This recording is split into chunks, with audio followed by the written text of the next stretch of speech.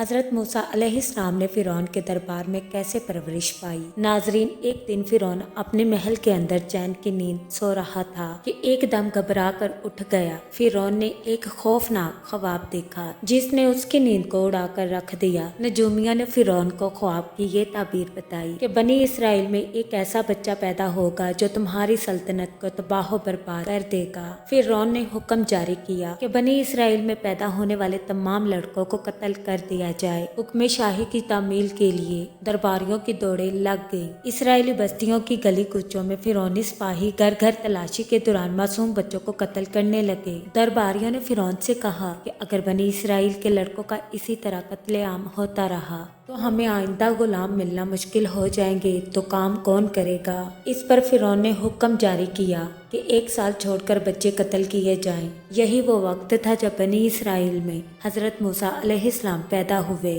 حضرت موسیٰ علیہ السلام کی ماں نے اللہ کے حکم پر اپنے لگتے جگر کو ایک ٹوکری میں ڈال کر دریا کے موجوں کے حوالے کر دیا، اور اس طرح حضرت موسیٰ علیہ السلام فرعون کے محل کے اندر پہنچ گئے، جہاں فرعون کی بیوی حضرت آسیہ علیہ السلام نے حضرت موسیٰ علیہ السلام کی 30 سال تک پرورش کی، جبکہ حضرت موسیٰ علیہ السلام نے تقریباً 40 سال کی عمر میں نبوت کا اعلان کیا۔